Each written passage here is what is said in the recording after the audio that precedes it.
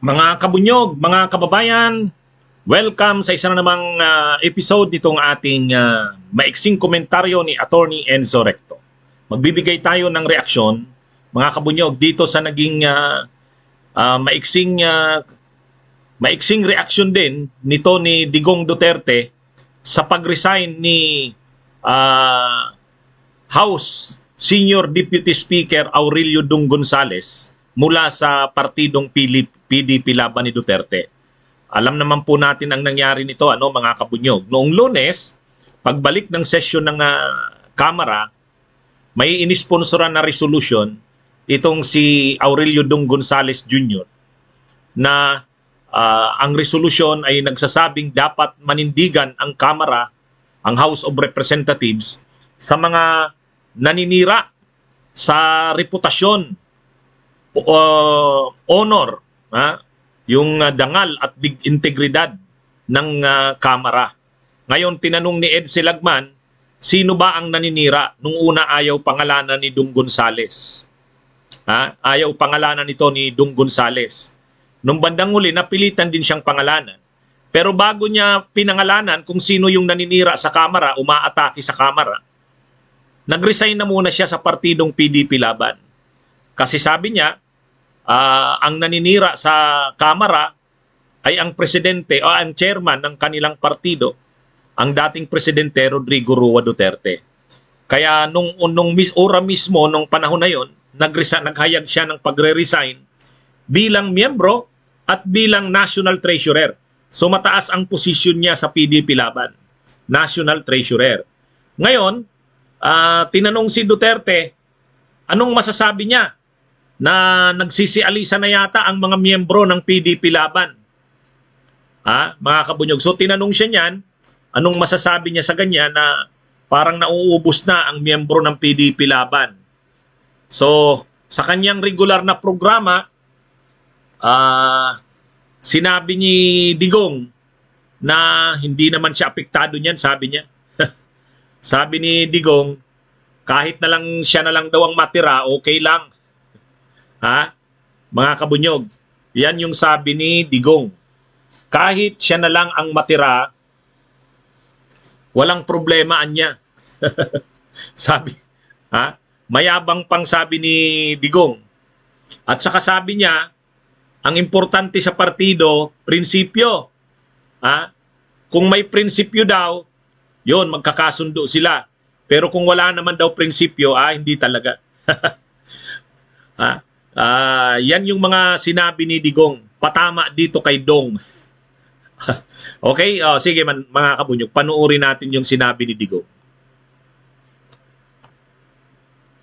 Umuelta si dating Pangulong Rodrigo Duterte sa pag-alis ni Congressman Dong Gonzales sa PDP laban matapos siyang ituro na naninira sa Kamara.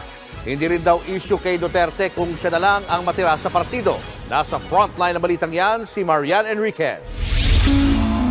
Mismong si dating Pangulong Rodrigo Duterte na ang nagsabi walang problema sa kanya kung tanging siya lang ang matira ng miyembro ng PDP laban. Even if I remain to be the only one na PDP, okay na sa akin. Wala akong problema. Even if ako lang ang maiwan sa PDP, buong Pilipinas, okay na ako. Wala akong dynamics dyan. Sinabi niya yan sa kanyang programa sa SMNI kasunod ng pagbibitiw ng kanyang kaalyado na si Senior Deputy Speaker Dong Gonzales kahapon. Sa plenaryo, nagsabi ng resignation si Gonzales bago niya pangalanan si Duterte na sumisira sa imahe ng Kamara habang ipinapasa ang resolusyon ng pagkakaisa at suporta sa liderato ng Kamara. Sabi naman ni Duterte, nire-respeto niya ang pagkalas ni Gonzales sa PDP laban. I respect his decision to go out of the party, and I would encourage that those who are not in tune with us or hindi nyo nagustuhan, we're always welcome to go out. Nabubulol na si Duterte. Pero ang totoo niyan mga kabunyog, kahit anong sabi niya na walang problema sa kanya kahit siya na lang ang matira sa partido, PDP Laban. Ang totoo niyan, apektado sila niyan. Bakit? Mabuti kung hindi na sila aktibo sa politika. O kaya, doon na lang sila sa Davao. Kung sa Davao, hindi naman nila kailangan ang partido. Parang kaharian nila yun. Pero kung tatakbo si Sara Duterte sa presidente, kailangan niya ang PDP Laban. Ngayon, nag-aalisa na yung mga miyembro, nababawasan ng nababawasan. Maniwala naman dito kay Duterte na wala siyang pakialam kung siya na lang ang matira. Siya siguro dahil hindi na siya magpipresidente o kaya wala naman siyang planong maupo pa sa national position. Pero yung anak niyang si Sara, kung nag-aambisyon niya na maging presidente sa 2028, kailangan niya ng political party. Kailangan niya yung mga kongresista na yan. Kasi, halimbawa ikaw, tumatakbo kang mayor o senador o presidente o vice-presidente, sino mag-o-organize ng rally mo? Kung pupunta ka halimbawa ng Dumaguete City, Negros Oriental, Dumaguete City, kung wala ka namang congressman doon o gobernador o mayor, sinong mag-o-organize ng rally mo? Wala. Kailangan mo ng mga governors, kailangan mo ng mga mayors, kailangan mo ng mga kongresista. Yan yung makinarya mo sa baba. Yung mga kongresista, yan yung may mga mayor na hawak. Yung mga mayors naman may hawak na kapitan at mga kagawad sa barangay. Yan ang totoo ng politika sa Pilipinas. Kaya nga si Leni Robredo, bagamat dinala natin siya, tayo mismong mga tao ang nagdala sa kanya, hindi sumapat yung pwersa natin kasi malakas pa rin ang trapong politika sa Pilipinas. Kahit yung mga kababayan natin, hawak pa sa liig ng mga trapo. Yung mga kongresista na yan. Kaya yabang lang yan ni Duterte, yabang lang yan na sabihin niyang, hindi ko kailangan yung mga ano na yan. Yung mga kongresista na yan, o mga gobernador, o mga kasamahan niya sa PDP Laban. Kumbaga kasi ang ibig sabihin ni Duterte, hindi ko kayo kailangan. Kahit ako na lang ang matira. Ang yabang niya naman. Ang yabang niya. O ngayon, yun ang may prinsipyong partido. Anong ginawa nyo sa PDP Laban? Inagaw nyo mula kila Nini Pimentel, mula kila Coco Pimentel. Inagaw nyo Tapos sinong inilagay nyo sa PDP Laban? O yung mga trapo na kongresista, gobernador, mga mayor. O, bakit? May prinsipyo pa ba kayo noon? Wala. Kahit naman si Coco Pimentel, nagka-problema rin kasi nasira din ang prinsipyo ni Coco Pimentel, umasya siya dito kay Duterte. Akala ni Coco Pimentel, dahil ginamit ni Duterte ang PDP Laban, bubuhayin yung prinsipyo ng PDP Laban. Wala, inalis nyo yung prinsipyo ng PDP Laban.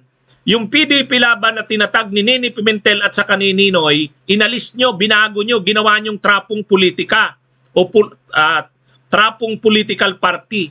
Yan ang history, digong, ng PDP Laban.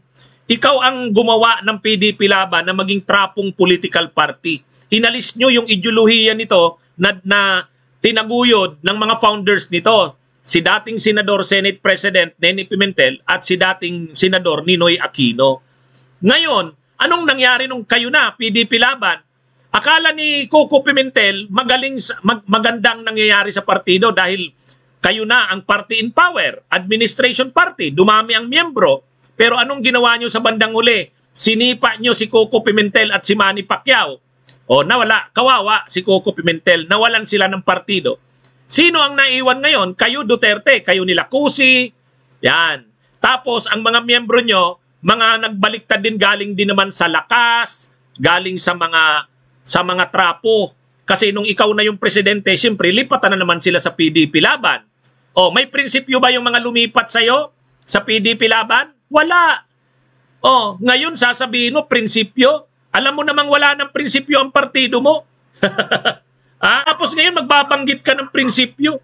Akala mo naman may prinsipyo ang PDP Laban. Inalis nyo ang prinsipyo sa PDP Laban. Nung panahon ni Nini Pimentel at saka ni Ninoy, nagsanib yung dalawa. Partido Demokratiko Pilipino, Lakas ng Bayan. Yun ang may prinsipyo. Naalala ko nung 1998, tumakbo si Nini Pimentel na Vice President ni Salonga. 1998 ba yon nung tumakbong Vice President? O 1992? And then, 1992 yata, ano? Oo, 1992. Nung tumakbo si Salonga na President, Liberal Party si Salonga. PDP laban naman si Nini Pimentel. Yun, may prinsipyo pa nung panahon na yan eh. May prinsipyo pa nung panahon na yan. Ngayon, nang mapasok si Duterte sa PDP laban, wala na. Walang prinsipyo. Saka wag ka nga Duterte magsabi ng prinsipyo. Hindi ko lang naihanda yung picture ko. Nung panahon ni Pinoy, saan ka sumali? Di ba Liberal Party ka din naman? Liberal Party din yan. Unang-una, siya ba'y may prinsipyo din? Wala naman. Saka, wala naman mga prinsipyo dyan sa mga politiko na yan. Lahat naman kayo trapo eh. Tapos ikaw Duterte, nang pumasok ka sa PDP laban, nilusaw mo ang prinsipyo ng PDP laban. Ngayon, iniiwanan ka na ng mga politiko ng PDP laban. Lumilipat na ngayon sa iba't ibang partido. Hindi ka dapat dyan. Hindi ka dapat magtaka dyan. Kasi mga trapo ang politiko. Kahit ikaw trapo ka. Nung panahon, PDP, nag-liberal party yan si Duterte. May nakita ko nakaganyan, tapos nakayelo. Tapos may rally noon si Marojas. Kasama niya si Marojas. Nakita natin yan. Tapos ngayon magsasabi siya, prinsipyo. Ay, narinig niyo yun mga kabunyog? Sabi niya, ang importante daw, prinsipyo. Isos, akala mo naman may prinsipyo ang PDP laban. May prinsipyo ka, magkakaintindihan talaga tayo. Ngayon, Duterte, yung bang mga pinamiyembro mo sa PDP laban, nang hawak mo na ang PDP laban, yung mga pinamiyembro mo bang mga kongresista, senador, gobernador, mayors, may mga prinsipyo ba yon? Ay mga kilala namin yun eh. Mga kilala namin. Dito sa amin nung panahon mo, yung Villafuerte nag-member sa PDP laban. Si Migs yata noon, yung anak ni El Rey, PDP laban. Si El Rey naman, Nationalista Party. O di ba? Yan ba yung sinasabi mong may prinsipyo? Sila Joey Salceda, yung mga Salceda ng Albay, PDP laban yan. Pero dating liberal yan. Nung panahon ni Pinoy, nasaan ngayon yung mga sinasabi mong prinsipyo? Kung importante sa iyo ang prinsipyo, nung naging presidente ka at kayo ang PDP laban, dapat sinala mo yung magiging miyembro ng PDP laban. Tiningnan mo kung may prinsipyo o wala. Hindi mo naman sinala eh. Lahat naman ng mga kongresista, gobernador, mayor na gustong lumipat, miyembro mo sa PDP laban. Tapos ngayon, nag-aalisan yung mga miyembro mo, mga leader mo, sasabihin mo walang prinsipyo. Kakatawa ka naman, Digong. Mga kabunyog, anong masasabi nyo? Diba? Okay, so yan po ang ating maiksing komentaryo dito sa naging reaksyon ni Digong sa pag-resign ni Dong. Okay po, magandang araw po sa inyong lahat. Mabuhay po tayo. Basta po tayo, lagi po tayong manindigan sa katotohanan. Lagi po nating ipaglaban ang ating mahal na inang bayan. Bunyog, bunyog, halikan na kasama ka. Bunyog, kapag buklod ay may pag-asa. Luzon, Visayas, Mindanao, isa ang pananaw. Sa bagong Pilipinas ang bunyog isisigaw.